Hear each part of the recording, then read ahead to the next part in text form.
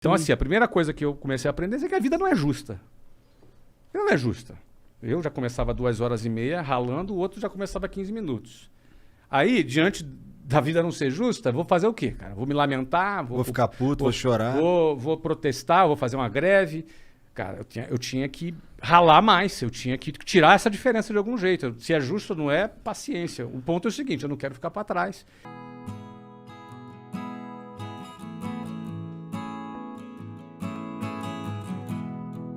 Entrei num restaurante pela primeira vez. Não é possível, Flávio. Tô te falando, cara. Você nunca tinha ido num McDonald's? Não era a cultura da minha família. A gente comia em casa. Andar de avião, depois que eu comecei a trabalhar. É, eu dei com o Thiago.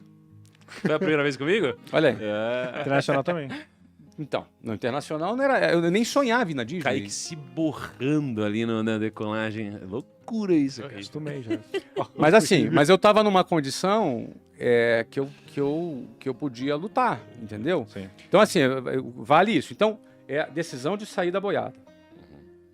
99% de quem nos assiste aqui está enquadrado no público-alvo que a gente está com falando. certeza. Com Porque ele tem internet, ele tem celular, Total. ele deve ter um emprego, ou se não tem emprego, vive com os pais. Por isso que às vezes eu acho até assim, quem está assistindo a gente já não tá, geralmente não tá nessa situação de extrema pobreza.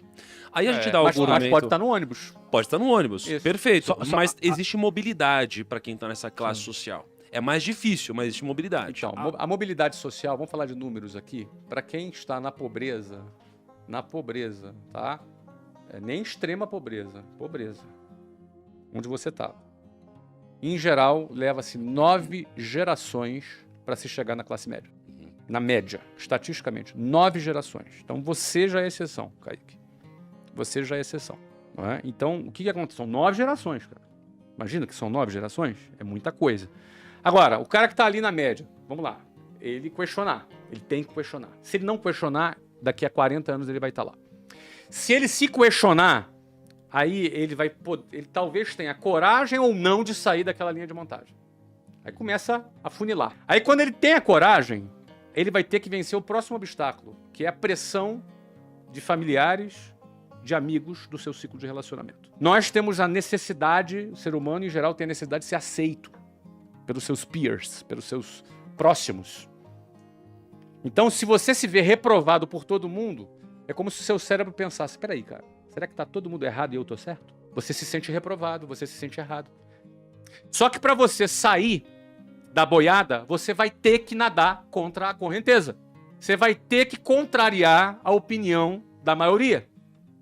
Você vai ter que ser movido por uma convicção diferente da lógica do status quo no qual você vive. E isso é muito difícil. E é humilhante. E é humilhante porque estatisticamente vai dar errado até dar certo. Exatamente. Então, assim, vai dar errado consecutivamente até dar certo. Você tem que ter muita convicção. E enquanto estiver dando errado, todo mundo vai te humilhar, porque a opinião de todos é que o que você tá fazendo não faz sentido. Então você vai ser humilhado do começo até... E quando der certo, vão tentar te humilhar de novo. Eu queria que a gente tangibilizasse um pouco assim, a pegada aqui, Flávio, depois que você falar, de você falar assim, cara, beleza, na hora que rolou esse despertar, vamos assim, essa fagulha, que você se olhou lá no reflexo, olhava no reflexo do ônibus e falava, cara, pra mim já deu. O que você fazia, né, e o que você começou a fazer pra, tipo assim, velho, né, porque às vezes a galera distorce um pouco isso, fala, então eu tenho que virar empreendedor, então, não, cara, o que você... Qual foi a plantação que começou ali pra entender, pra sair disso? Tá. Minha primeira atividade que eu fiz, minha primeira iniciativa que eu fiz, eu tinha um relógio, que era um relógio, sabe? Eu tinha um relógio. Era um relógio de calculadora, vocês lembram? Um relógio de calculadora? Lembro. Cassiozinho. Eu tinha um Cassiozinho de calculadora. Adorava relógio. E aí a primeira coisa que eu fiz foi vender esse relógio, que era um presente que eu tinha ganhado. Aí eu vendi esse relógio. E com o dinheiro que eu vendi esse relógio, eu comprei mais outro relógio. E aí vendi esse relógio de novo. E com esse dinheiro, eu comprei outro relógio. E meu relógio foi melhorando. E vendi esse relógio de novo. Na terceira ou a quarta vez que eu vendi esse relógio, o cara que me vendia o relógio, o meu fornecedor de relógio, já comecei a conquistar um pouco a confiança dele. Então eu comprei um relógio novo e peguei mais 2 em consignação. Ele já confiou em mim, já me conheceu, confiou em mim que eu iria pagar ele. E aí eu vendi os 3 relógios. Levei, uma semana depois, o dinheiro. Ganhei o meu dinheiro do meu relógio e a comissão dos outros 2 relógios, ou seja, o lucro do outro 2 relógios, paguei os 3 relógios para ele.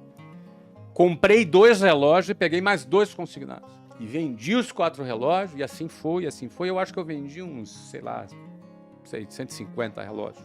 Você foi na caruda. O que é caruda? Você foi Você chegava na rua e tava vendo relógio, você ligava pra empresa. mim, Não, como que foi? não, eu comecei a vender assim. O primeiro relógio que eu comecei a vender foram para os meus amigos. Porque você não tinha técnica de venda, você não Não. estudou isso. Você foi Não, na caruda Eu fui na intuição. Uhum.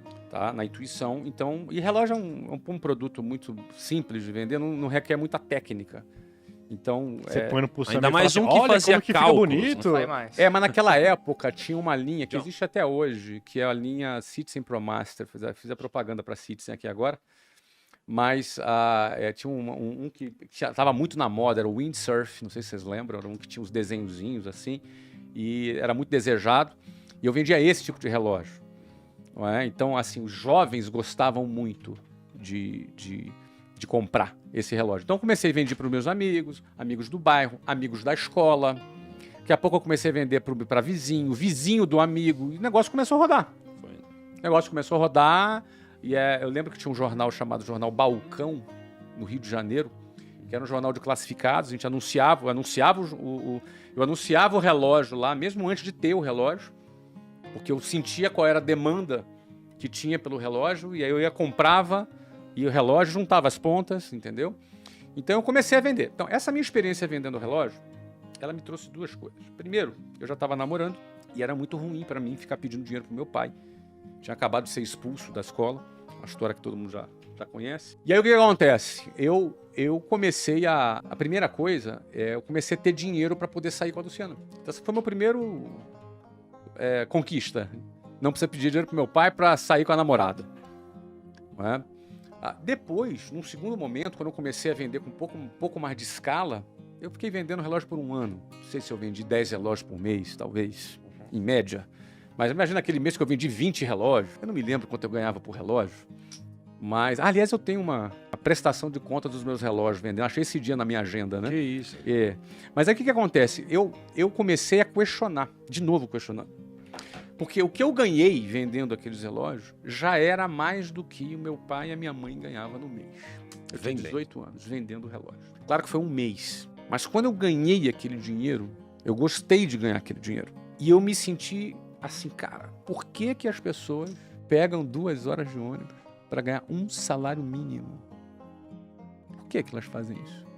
Elas não vendem relógio.